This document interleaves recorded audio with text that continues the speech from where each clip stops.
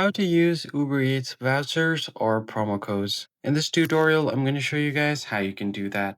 First off, you're going to have to head over to Uber Eats application and make sure that you log into your account. Once you are logged in, you'll see your homepage like this.